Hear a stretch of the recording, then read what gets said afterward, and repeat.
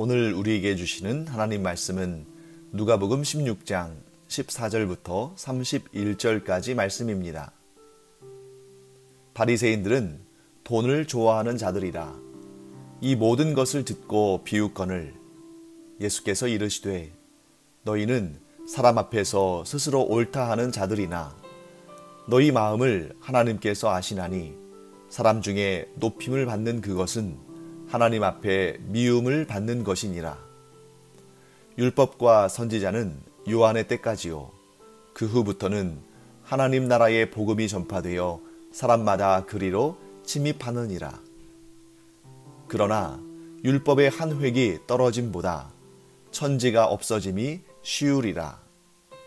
무릇 자기 아내를 버리고 다른 데 장가드는 자도 간음함이요 무릇 버림당한 여자에게 장가드는 자도 간음함이니라. 한 부자가 있어 자색 옷과 고운 베옷을 입고 날마다 호화롭게 즐기더라.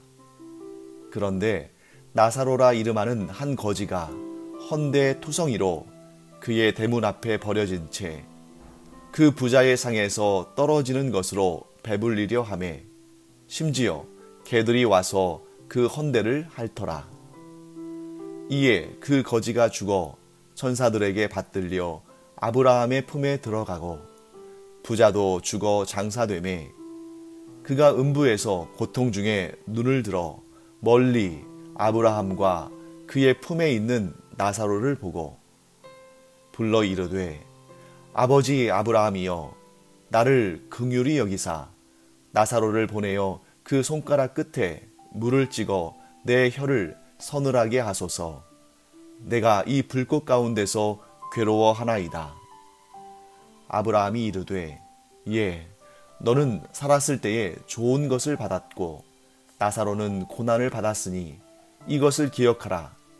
이제 그는 여기서 위로를 받고 너는 괴로움을 받느니라. 그뿐 아니라 너희와 우리 사이에 큰 구렁텅이가 놓여 있어 여기서 너희에게 건너가고자 하되 갈 수 없고 거기서 우리에게 건너올 수도 없게 하였느니라. 이르되 그러면 아버지여 구하노니 나사로를 내 아버지의 집에 보내소서. 내 형제 5이 있으니 그들에게 증언하게 하여 그들로 이 고통받는 곳에 오지 않게 하소서. 아브라함이 이르되 그들에게 모세와 선지자들이 있으니 그들에게 들을지니라. 이르되 그렇지 아니하니이다. 아버지 아브라함이여 만일 죽은 자에게서 그들에게 가는 자가 있으면 회개하리이다.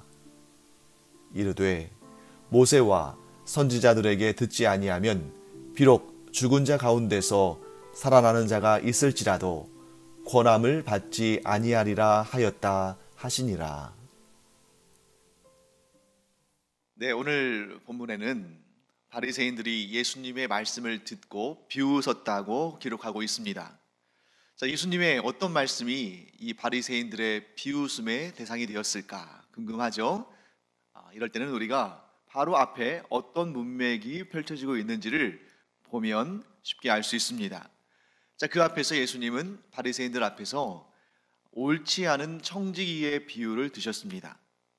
자, 옳지 않은 청지기가 참 어떻게 보면 정말 나쁜 사람인데 그런데 그 불의한 재물을 지혜롭게 사용해서 자기의 훗날을 도모했다.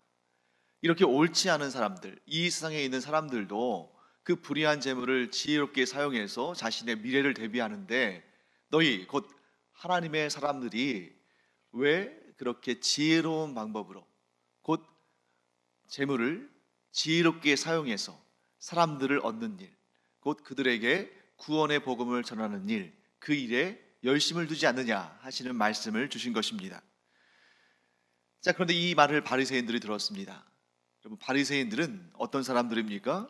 그들이야말로 정말 옳지 않은 청지기와 같은 사람들이죠. 하나님의 말씀을, 성경 말씀을 그들이 맡은 사람들인데 그래서 그 말씀을 하나님의 뜻대로 잘 가르치고 그래서 또 메시아가 오시면 누구보다 먼저 환영하고 그 메시아를 전해야 할 사람인데 그렇게 하지를 않고 있는 것입니다. 그리고 또 한 가지, 그들은 돈을 좋아한 사람들, 돈을 사랑한 사람들, 곧 하나님과 재물 중에서 겉으로는 하나님을 섬기는 거룩한 삶을 사는 것처럼 보이기를 원했지만 사실 그 속으로는 돈을 더 사랑하는, 즉 돈을 섬기는 그런 사람들이었습니다. 자, 그런데 왜 그들은 예수님의 말씀을 듣고 비웃었을까? 네, 자신들은 돈을 사랑하는, 돈을 좋아하는 그러한 마음을 가지고 있지만 예수님께서 불의한 재물로 친구를 사귀라, 즉 불의한 재물을 가지고 이 구원의 역사를 이루는 일에 지혜롭게 사용이라 하는 말씀을 들으면서, 야, 어떻게 거룩하신 하나님을 섬기는 일하고 이 불의한 재물하고 연결시키냐, 그거는 잘못된 거 아니냐 하고 비웃은 것인데요, 정말 그들의 마음을 들여다보면 그들은 하나님이 아니라 돈을 더 사랑했던 사람입니다. 그런데 그들은 위선적인 것이죠. 겉으로는 하나님을 사랑하는 것처럼 하면서 속으로는 재물을 탐하는, 그러니까 예수님을 향해서 그들이 야, 어떻게 거룩하신 하나님과 어떻게 재물을 비교하냐 하는 그런 거룩한 척은 하지만 속으로는 하나님보다 재물을 더 따르고 좋아하고 섬기는 거죠. 그러니까 이들이 예수님의 이 비유를 듣고서, 그 말을 듣고서 예수님을 비웃었다는 얘기는 그들이 얼마나 위선적인 자들인지를 스스로 드러내는 것입니다. 만일 그들이 위선적인 자들이 아니라 정직한 자들이었다면 예수님의 말씀을 듣고 부끄러워했어야 합니다. 그런데 그들은 부끄러워하기는커녕 도리어 예수님을 비웃음으로 말미암아 그들이 진실로 얼마나 위선적인 자들인지, 곧 외식하는 자들인지를 스스로 드러낸 것입니다. 예수님께서 그들의 그 위선적인 마음, 그들의 그 외식하는 마음을 아시고 이렇게 말씀하십니다. 그 다음에 이어지는 내용이죠. 너희는 스스로 옳다고 하고 너희를 사람들 앞에서 높이지만 바로 그런 생각이 곧 하나님께서 미워하시는 생각이다, 이렇게 말씀하신 것이죠. 너희가, 예수님 말씀은 이런 뜻입니다. 너희가 정말로 하나님을 사랑한다면 하나님만을 높여야지 왜 너희 자신을 높이느냐. 자, 바리새인들이 어떤 삶을 살았습니까? 겉으로는 정말 경건한 척, 그래서 금식할 때 피곤한 척하고 수척한 척하고 씻지도 않고, 그러면서 사실은 하나님께서 기뻐하시는 금식이 아니라 그 금식의 목적이 사람들에게 인정받고 칭찬받고 또 사람들에게 높임을 받기 위해서 그렇게 하는 것입니다. 그것이 곧 예수님께서 가장 싫어하신 위선이었죠. 그러니까 이 사람들이 말로는 또 겉으로는 하나님을 높이고 하나님을 찬양하고 하나님의 영광을 구한다고 하지만 사실은 자기 자신을 높이기 위한, 자기 자신의 영광을 구하기 위한, 자기 자신이 사람들로부터 칭송을 받기 위한 그러한 마음으로 가득 차 있었다는 것을 우리가 알 수 있습니다. 율법과 선지자의 시대, 곧 구약의 시대는 세례 요한 때까지고 그 이후에는 하나님 나라의 복음이 전파되어 누구든 믿음으로 그 복음을 받는 자는 천국으로 침입한다. 예수님께서 바로 그 다음에 이렇게 말씀을 이어가셨어요. 왜 그런 말씀을 하실까? 우리 생각해 봐야 됩니다. 자, 이 바리새인들은 여전히 율법과 선지자들의 시대에 살고 있습니다. 여러분, 성경에서 율법과 선지자라는 이 두 개의 단어가 쌍을 이뤄서, 짝을 지어서 함께 등장하면 이것은 관용적인 표현으로 성경, 특별히 구약 성경을 의미합니다.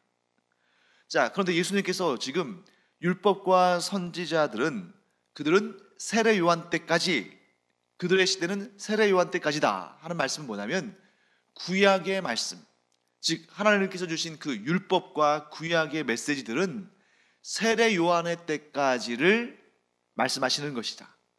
그리고 이제 곧 예수님께서 이 땅에 강림하셔서 이 땅에 오신, 즉 메시아로 오신 이 시대는 구원의 복음, 천국 복음이 전파되어서 누구든지 율법을 행함이라, 선지자들의 이야기를 듣고 행함이라, 이런 행위로 말미암아 천국에 가는 것이 아니라 마치 도둑과 같이 침입하는 것이다. 여러분, 천국과 침입이라는 말은 잘 어울리지 않죠.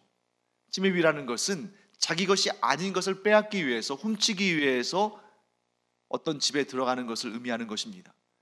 그런데 예수님은 천국은 이런 곳이라는 것입니다. 자, 무슨 뜻이냐면, 이 바리새인들과 서기관들은 율법을 지켜야만 천국에 간다고 생각했습니다. 사실은 자신들도 율법을 잘 지키지 않으면서, 자신들도 하나님의 말씀보다 재물을 더 사랑하면서 그렇게 주장했다는 거죠. 그러나 예수님의 말씀은 이것입니다. 그 시대는 세례 요한의 때까지 해서 끝이 났다.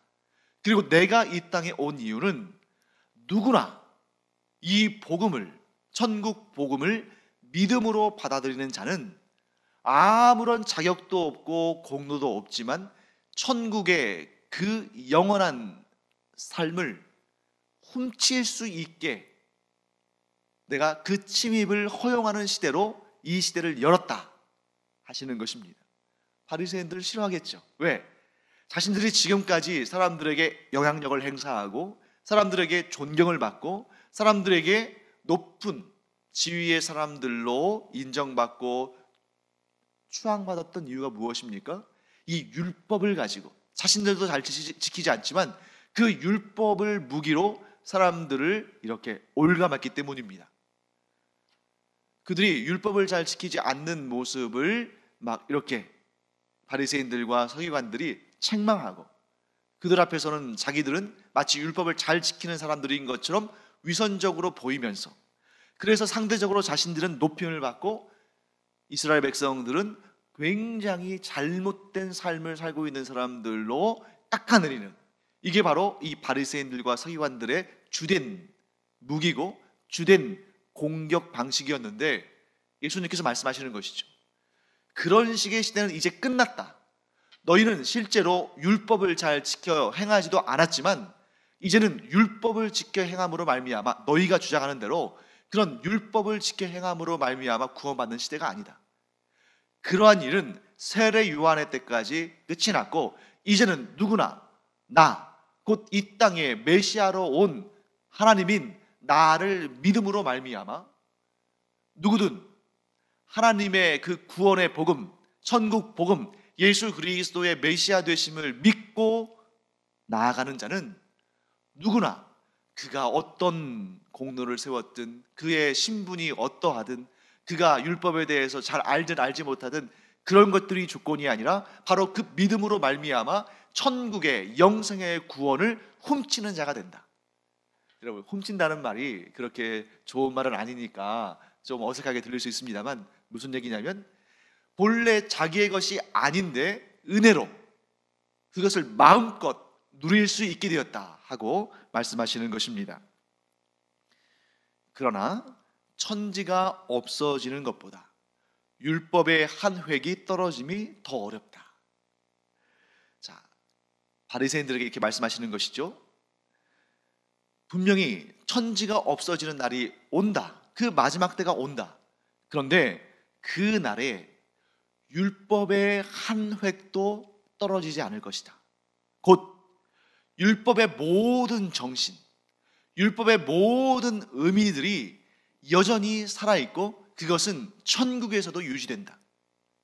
물론 율법을 지켜 행함으로 말미암아 구원받는 것이 아니지만 그 율법의 중심 의미, 곧 하나님을 사랑하고 나의 이웃을 나의 몸과 같이 사랑해야 한다는 이 율법의 정신은 천국에서도 영원토록 유지되는 것이다.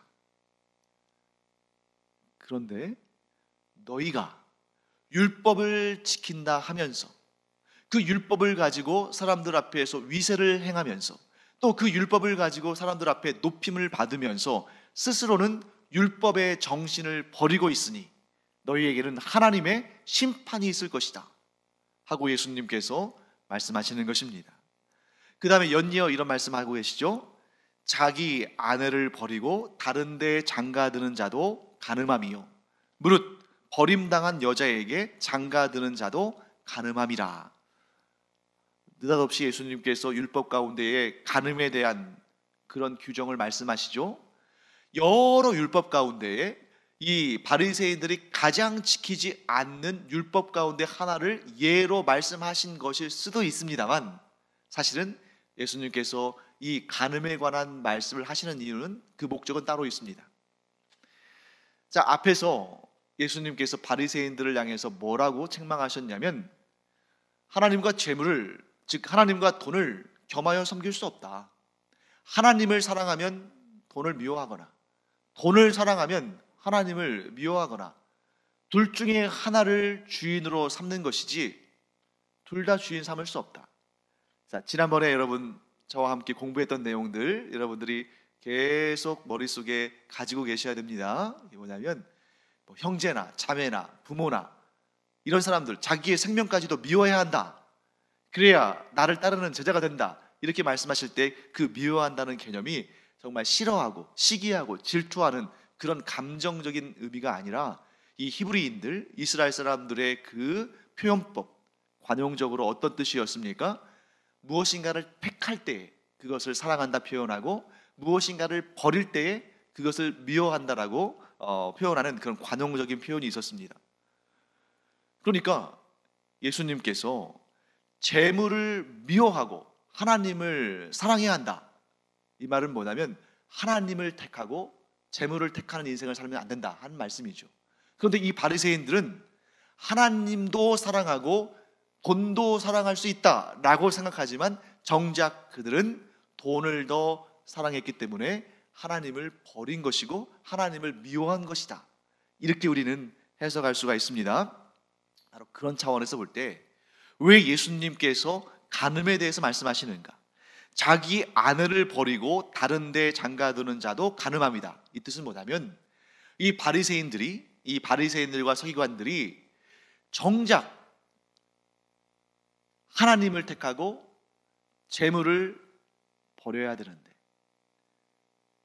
돈을 완전히 다 버리고 아무것도 없는 무일푼의 삶을 산다는 뜻이 아니라 하나님을 주인 삼고 돈은 하나님의 뜻을 이루기 위한 도구로 삼아야 되는데, 그들은 하나님을 도구로 삼고 자신들의 부를 획득하기 위한, 자신들이 부와 명성을 유지하기 위한 도구로 하나님을 이용하고 돈을, 재물을 주인 삼은 것입니다.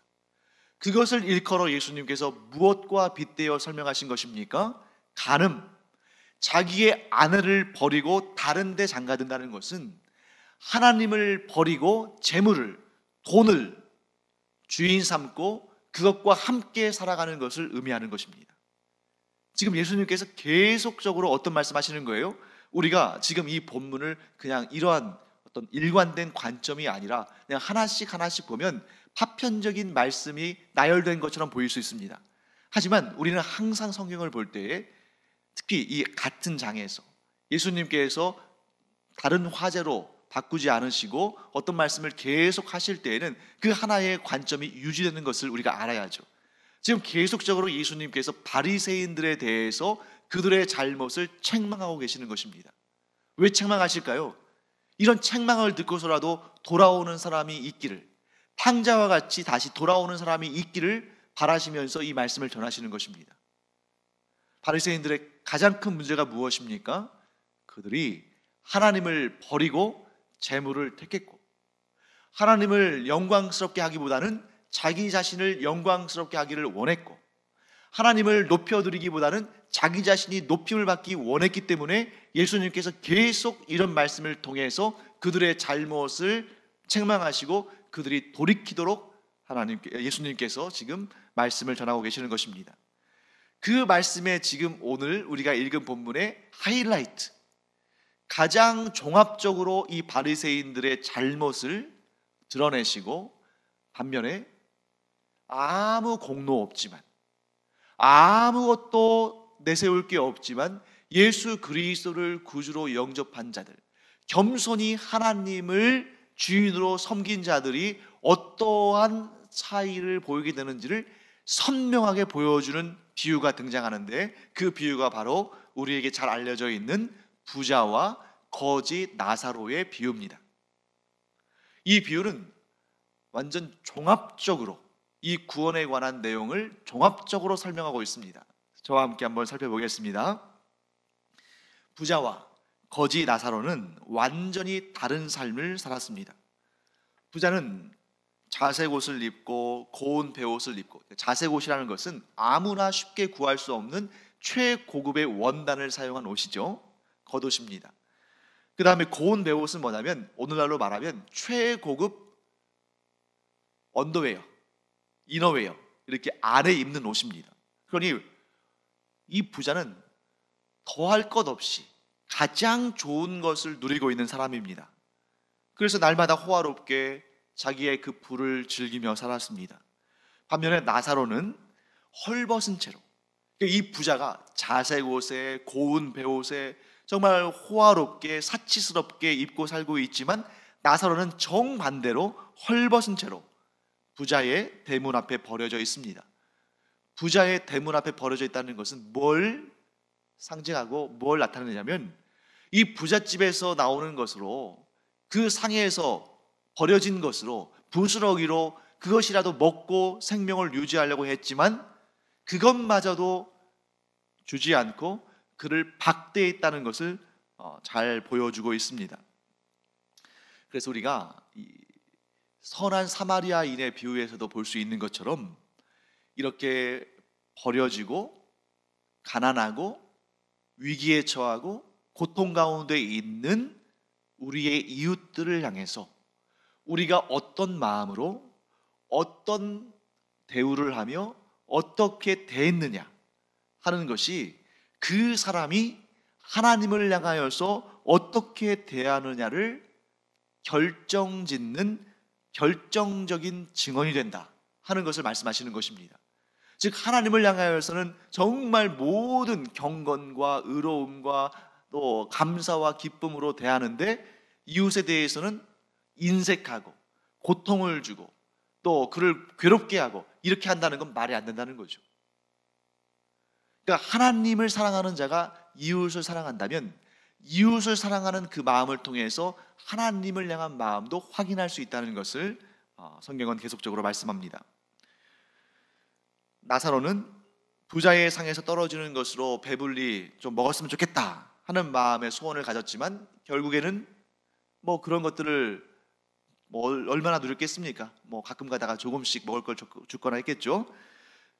심지어 개들이 와서 그 헌배를 핥을 정도로 고통스러운 삶을 살다가 결국 죽었습니다. 그런데 부자도 죽었습니다.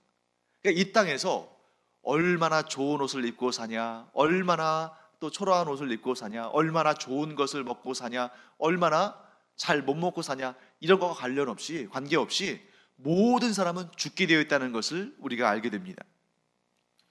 자, 예수님은 이 거지 나사로가 죽어서 천사들에게 받들려 아브라함의 품에 들어갔다라고 말씀하십니다. 자, 그런데 우리는 죽으면 천사들에게 받들려 아브라함의 품이 아니라 하나님의 품에 안긴다고 우리가 생각하고 믿고 있지 않습니까? 그런데 왜 예수님은 아브라함의 품에 안긴다고 말씀하셨을까?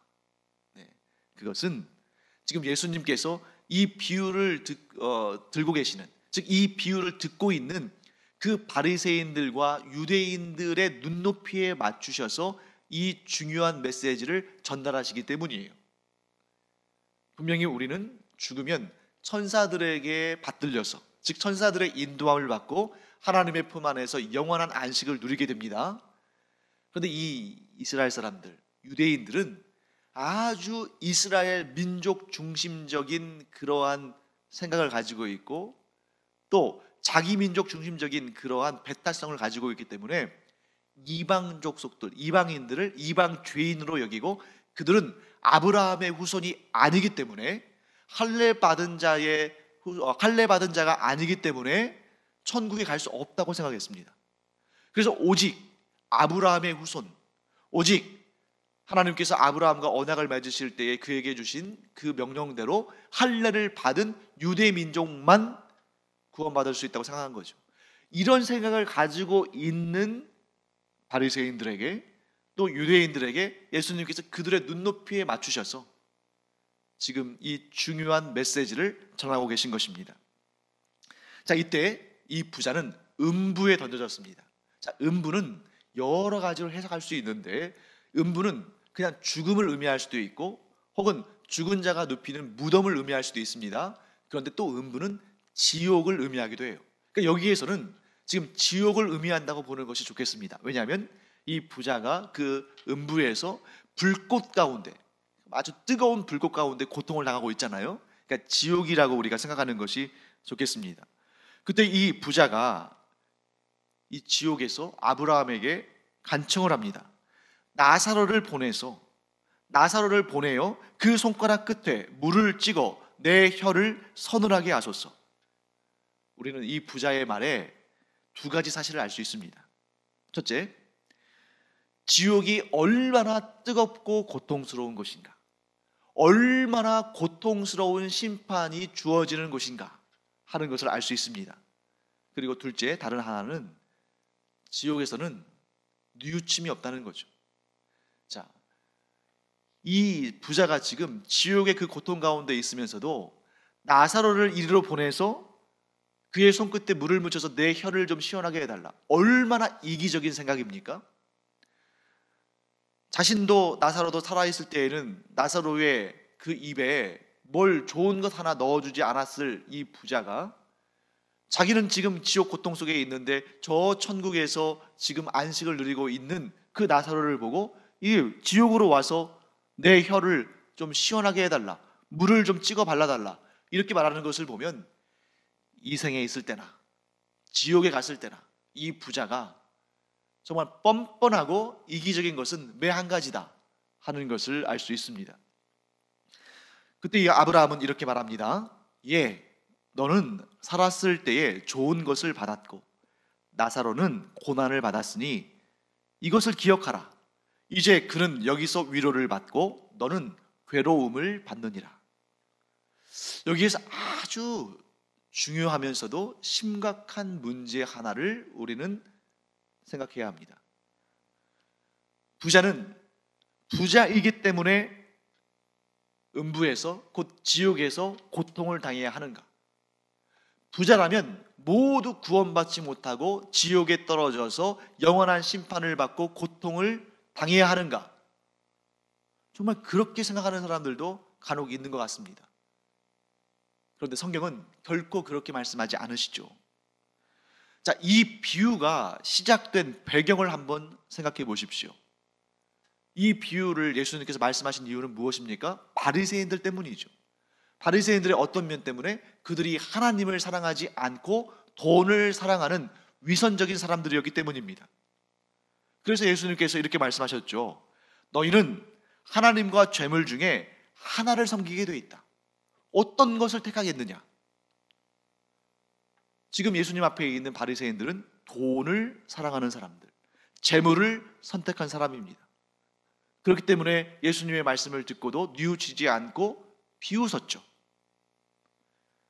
나사로의 비유에서 등장하는 부자는 바로 정말 돈이 많은 것에만 포커스를 맞추면 안 됩니다. 물론 돈이 많은 부자입니다만, 이 비유의 핵심은 돈이 많다는 것이 아니라 하나님이 아닌 재물을 섬기는 자의 말로를 알려주시는 것입니다.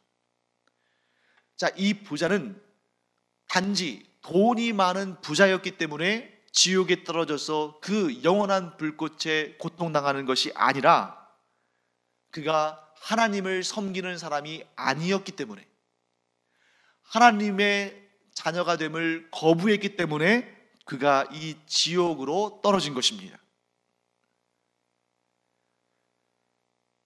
그때 이 부자가 너무 고통스러우니까 자기의 이 땅에 아직 살아남아 있는 자기의 가족들만이라도 이 지옥에 들어오지 않았으면 좋겠다는 생각에 아브라함에게 이렇게 청을 합니다.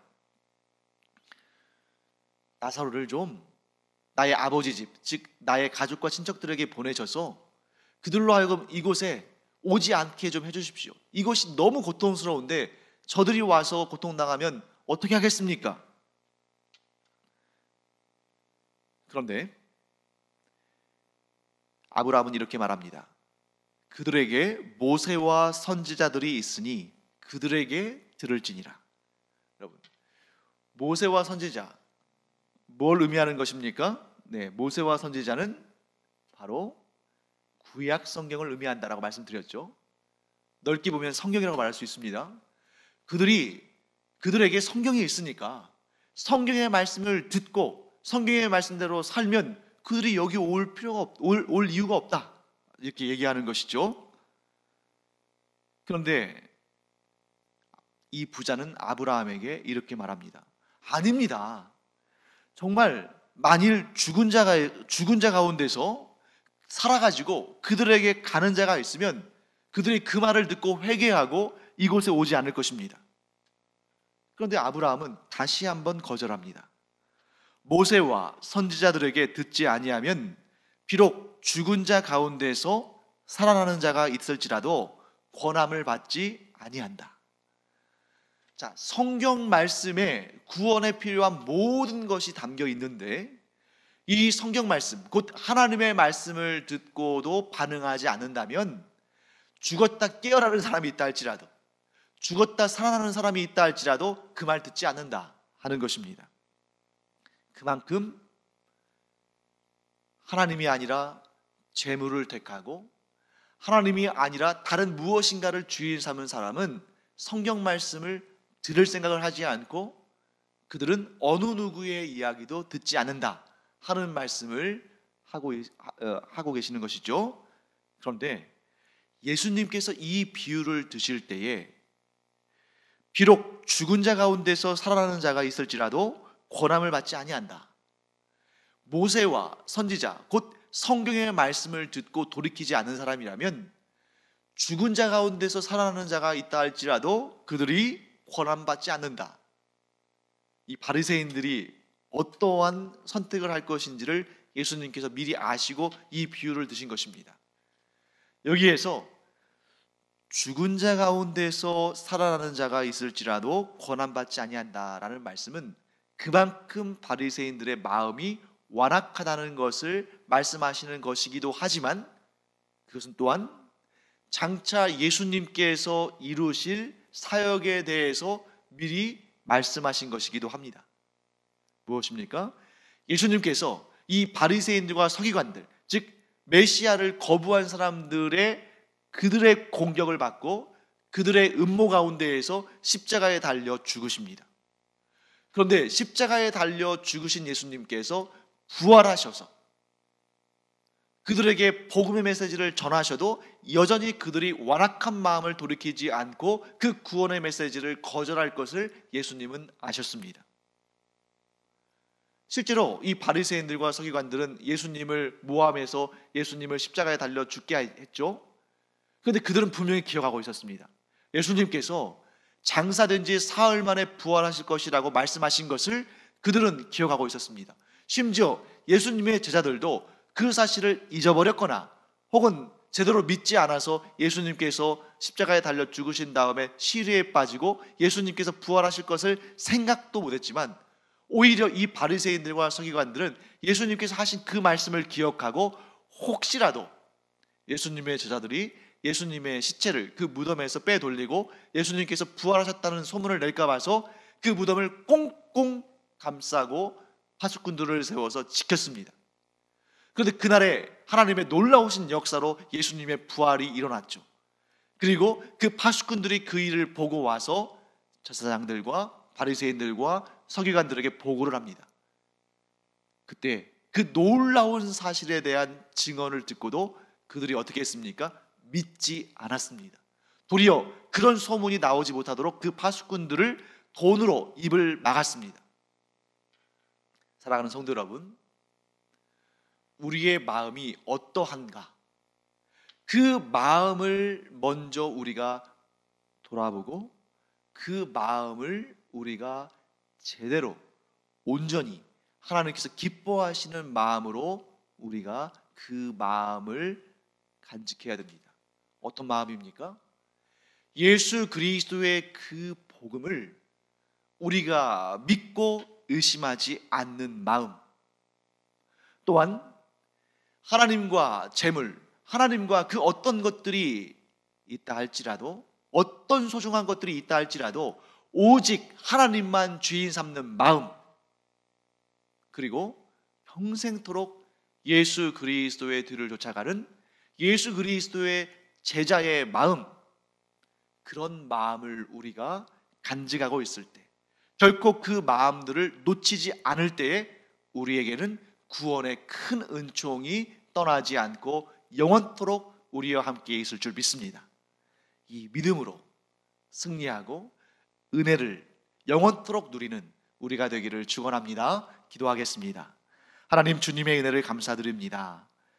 이 바리새인들과 서기관들은 부활하신 예수님에 대한 소식을 듣고서도 믿음으로 반응하지 아니하고 여전히 완악하여서 결국 영원한 심판에 던져지게 됩니다. 하지만 저희는 하나님의 그 은혜 가운데에 복음을 영접하고 지금도 그 복음 가운데 살게 하심 감사드립니다. 앞으로도 저희의 마음을 단단히 지켜서 이 복음을 떠나지 아니하고 오직 하나님만 주인 삼고 예수 그리스도의 뒤를 쫓아가는 제자들, 생명의 구원을 얻는 주의 종들 되게 하여 주시옵소서. 감사드리며 예수님의 이름으로 축복하며 기도합니다. 아멘.